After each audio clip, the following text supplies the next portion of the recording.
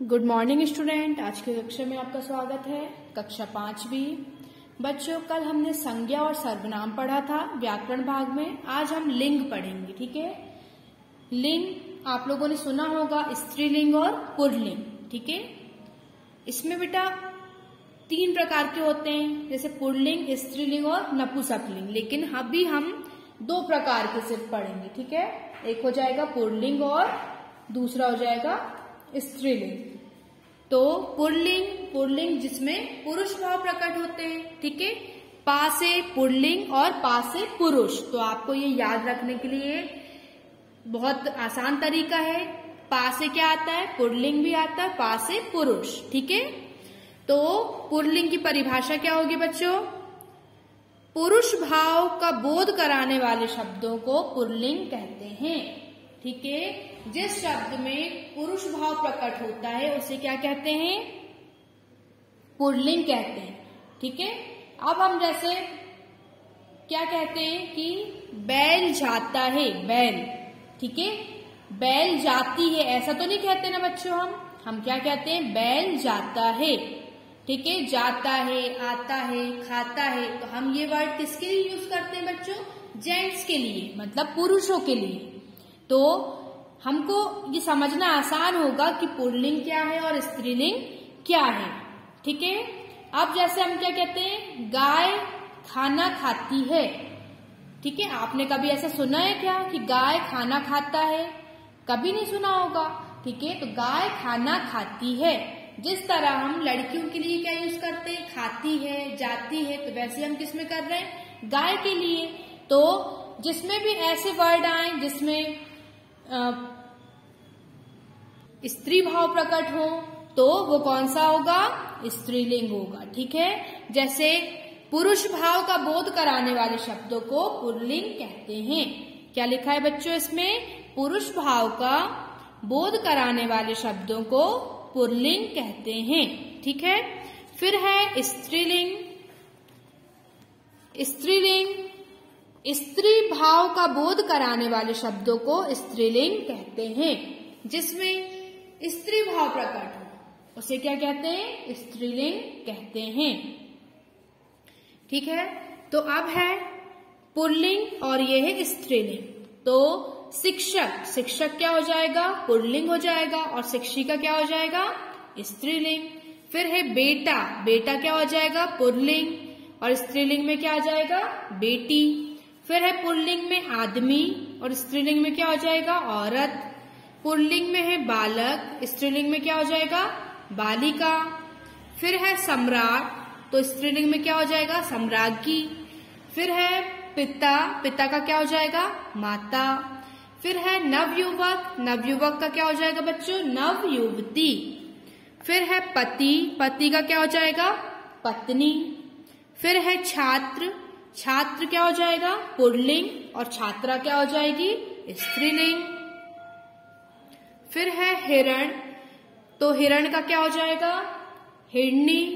फिर है घोड़ा का क्या हो जाएगा?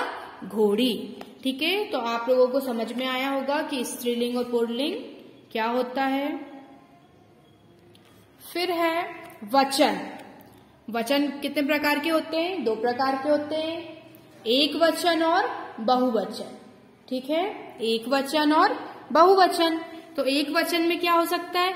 जिन शब्दों से एक वस्तु, व्यक्ति या स्थान का बोध होता है उसे एक वचन कहते हैं। जिससे क्या होता है? एक वस्तु, व्यक्ति या स्थान का बोध होता है उसे एक वचन कहते हैं। और फिर है बहुवचन। जिन शब्दों से एक से अधिक व्यक्तियों, वस्तुओं या स्थानों का बोध होता है उसे बहुवचन कहते हैं। जैसे हम इंग्लिश में क्या पढ़ते हैं बच्चों? सिंगुलर, प्लूरल्स पढ़ते हैं ना, तो वैसे हिंदी में क्या होता है? एक वचन और बहुवचन। ठीक है, तो एक वचन में किसी भी वस्तु का या व्यक्ति का क्या होता है? मतलब एक का ही बोध हो। ठीक है, जिन शब्दों से एक वस्तु, व्यक्ति या स्थान का बोध होता है उसे एक वचन कहते हैं। और बहुवचन में क्या आ जाता है? जिन शब्दों से एक से अधिक व्यक्तियों, वस्तुओं या स्थानों का बोध होता है उसे बहुवचन कहते हैं। ठीक है, बहुवचन, बहु, ठीक है, बहु और बहुत। ठीक है, तो बहु से क्या समझना है आपको? बहुत, मतलब जिसमें एक से अधिक व्यक्ति, वस्तु आदि का उल्लेख होता है। ठीक है बच्चों, जैसे अब हम कुछ उदाहरण देखते हैं। इसमें लिखा हुआ है एक वचन और बहुवचन। ठीक है, एक वचन में लिखा हुआ है बेटा। ठीक है, तो बहुवचन क्या हो जाएगा इसका? बेटे या बेटों। ठीक है, एक वचन में हम क्या कहते हैं? बेटा, और बेटा का क्या हो जाएगा बहुवचन? बेटे या बेटों। ठीक है, फिर है हाथ। हाथ का क्या हो जाएगा बहुवचन? हाथों। ठीक है, फिर है बकरा। एक वचन में क्या है? बकरा, और बहुत सारे क्या हो जाएंगे? बकरों। फिर है सिंही। ठीक है, एक वचन में क्या बोल रहे हैं हम? सिंही, तो बहुवचन में क्या हो जाएगा? सिंहों। ठीक है, फिर एक वचन में लिखा हुआ है शिक्षक। शिक्षक का क्या हो जाएगा? शिक्षकों। ठीक है, जब कोई एक शिक्षक है तो हम शिक्षक का प्रयोग करेंगे, और जब बहुत सारे शिक्षक हैं तो हम क्या यूज करेंगे? शिक्षकों। ठीक है, फिर है कवि। एक वचन में हम क्या कहेंगे उसे? कवि, और बहुवचन में क्या हो जाएगा? कवियों। फिर है चाल, तो चाल का बहुवचन क्या हो जाएगा? चालों। फिर है कार, तो कार का एक वचन क्या हो जाएगा? कारों। ठीक है, तो आप लोगों को एक वचन और बहुवचन समझ में आया होगा। एक वचन मतलब जिसमें किसी एक वस्तु, व्यक्ति या स्थान का बोध होता है उसे एक वचन कहते हैं, और बहुवचन जिसमें एक से अधिक व्यक्तियों, वस्तुओं या स्थानों का बोध होता है उसे बहुवचन कहते हैं। ठीक है बच्चों, फिर है नेक्स्ट शीर्षक, नेक्स्ट टॉपिक क्या है? विशेषण। ये ध्यान से देखिए आप लोग। विशेषण परिभाषा क्या दी हुई है? जो शब्द संज्ञा की विशेषता या गुण दोष बताते हैं उसे विशेषण कहते हैं। क्या लिखा है इसमें? जो शब्द संज्ञा की विशेषता या गुण दोष बताते हैं उन्हें विशेषण कहते हैं। ठीक है, जैसे पहला है, आश्रम के पास धान का एक खेत था। ठीक है, इसमें क्या लिखा है? आश्रम के पास धान का एक खेत था, तो खेत काय का था? धान का, तो धान क्या हो जाएगा इसमें? विशेषण। फिर है, आश्रम के पास एक हरा भरा वन था, तो वन मतलब संज्ञा। ठीक है, और हरा भरा क्या हो जाएगा? विशेषण। ठीक है, उसकी विशेषता को बता रहा है। ठीक है, तो संज्ञा की या सर्वनाम की गुण दोष बताने वाले शब्द को क्या कहते हैं? विशेषण कहते हैं। अर्थात विशेषण वे शब्द हैं जो वस्तु की विशेषता बताते हैं। ठीक है, तो विशेषण कौन से शब्द कहलाते हैं? जो वस्तु की विशेषता को बताते हैं। फिर कुछ उदाहरण देखिए। इसमें लिखा है विशेषण। क्या लिखा है? विशेषण, और ये लिखा है संज्ञा। तो इधर देखिए, ये संज्ञा शब्द की क्या बता रहा है? विशेषता। तो विशेषण में क्या क्या आ जाएगा?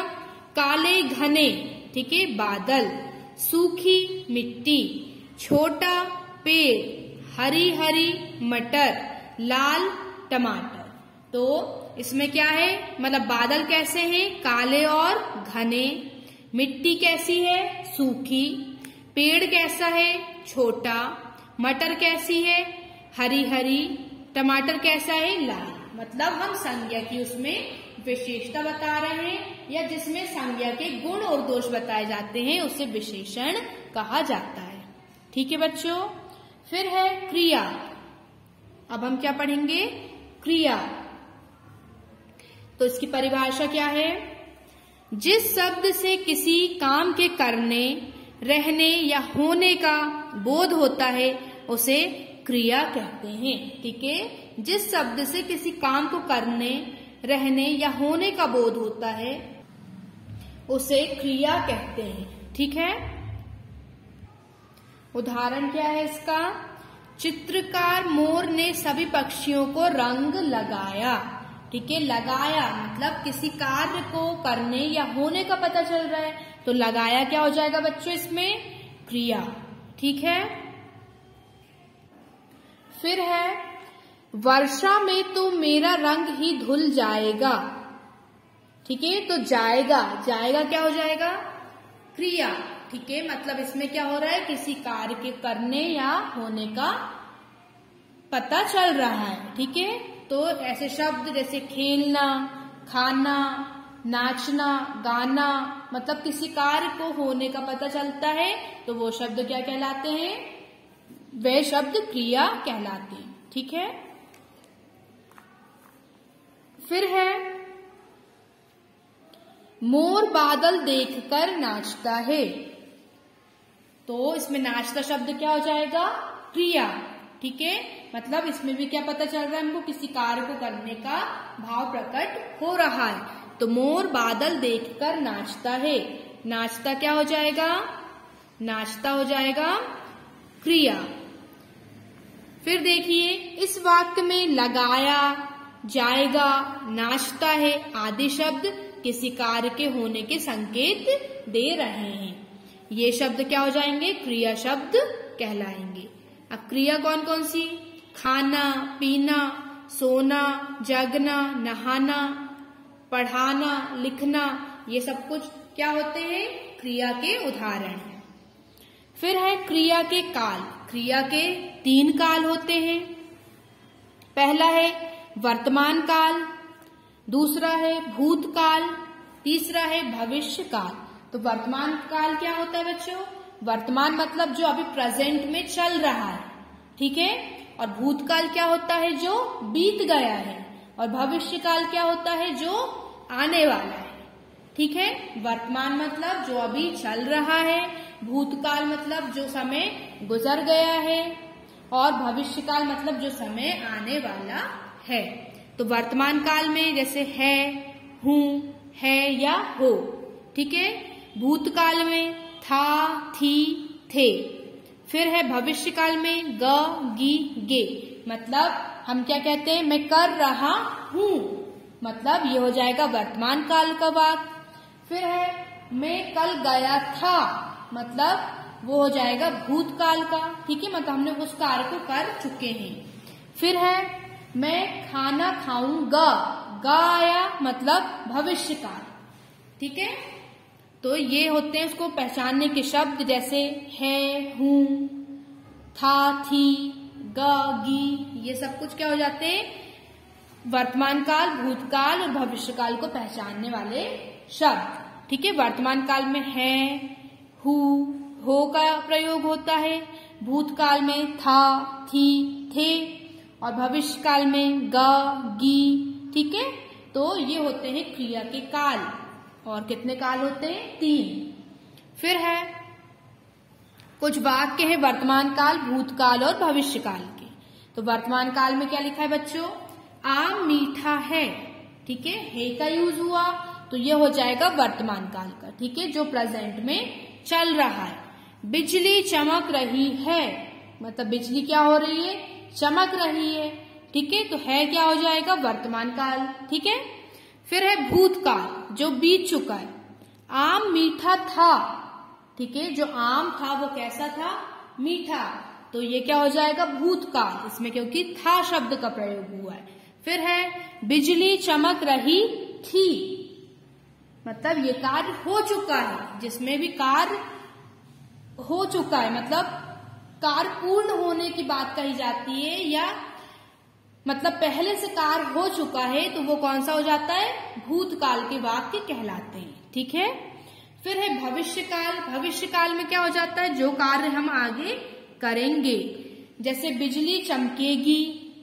ठीक है, मतलब अभी चमक नहीं रही है और कभी पहले नहीं चमकी, अब क्या होगी? बिजली चमकेगी। ठीक है, तो ये क्या हो जाएगा? भविष्य काल। फिर है मैं झूठ नहीं बोलूंगा, गा शब्द आया, ये क्या हो जाएगा? भविष्य काल का उदाहरण। तो बच्चों हमने आज विशेषण, क्रिया और क्रिया के काल, ठीक है, ये सब कुछ हमने पढ़ा आज। ठीक है। तो विशेषण क्या होता है? विशेषण के साथ साथ में हमने वचन और लिंग भी पढ़ा। तो लिंग कितने प्रकार के होते हैं? 2 प्रकार होते, 3 प्रकार के, लेकिन हमने सिर्फ 2 प्रकार को पढ़ा है, एक पुल्लिंग और स्त्रीलिंग। तो पुल्लिंग क्या होता है? जिसमें पुरुष भाव प्रकट होते हैं, ठीक है। और स्त्रीलिंग क्या होता है? जिसमें स्त्री भाव प्रकट होते हैं। और फिर वचन, वचन कितने प्रकार के होते हैं बच्चों? 2 प्रकार के होते हैं, एक होता है एक वचन और एक होता है बहुवचन, ठीक है। एक वचन क्या होता है? जिन शब्दों में किसी एक व्यक्ति या स्थान का बोध होता है वह एक वचन कहलाता है। और बहुवचन जिन शब्दों में एक से अधिक व्यक्तियों वस्तुओं का बोध होता है उसे बहुवचन कहते हैं, ठीक है। एक वचन मतलब कोई एक की बात, बहुवचन मतलब बहु से बहुत मतलब एक से अधिक, ठीक है। तो हमने आज लिंग, वचन, विशेषण, क्रिया और क्रिया के काल पढ़े। तो विशेषण मतलब संज्ञा और सर्वनाम की विशेषता या गुण दोष बताने वाले शब्द को विशेषण कहते हैं। उदाहरण, काले घने बादल। तो बादल कैसे हैं? काले और घने। तो काले और घने क्या हो जाएगा? विशेषण। फिर है क्रिया। क्रिया मतलब होता है किसी भी कार्य के होने या करने का जिस भी शब्द से हमें पता चलता है उसे क्रिया कहते हैं। जैसे खाना, चलना फिरना, सोना, जागना, नहाना, पढ़ना, पढ़ाना, तो ये सब कुछ क्या हो जाते हैं? क्रिया। और क्रिया के कितने काल होते हैं बच्चों? 3 काल होते हैं, वर्तमान काल, भूतकाल और भविष्य काल, ठीक है। वर्तमान का मतलब जो अभी प्रेजेंट में चल रहा है, और भूतकाल मतलब जो बीत चुका है समय, ठीक है। और भविष्य काल जो आने वाला समय है उसके लिए भविष्य काल का प्रयोग करेंगे। तो ये आज हमने 5 टॉपिक पढ़े और इसका PDF आपको सेंड किया जाएगा। आशा है कि आप सभी को समझ में आया है, ठीक है। आज के लिए इतना ही बच्चों, धन्यवाद।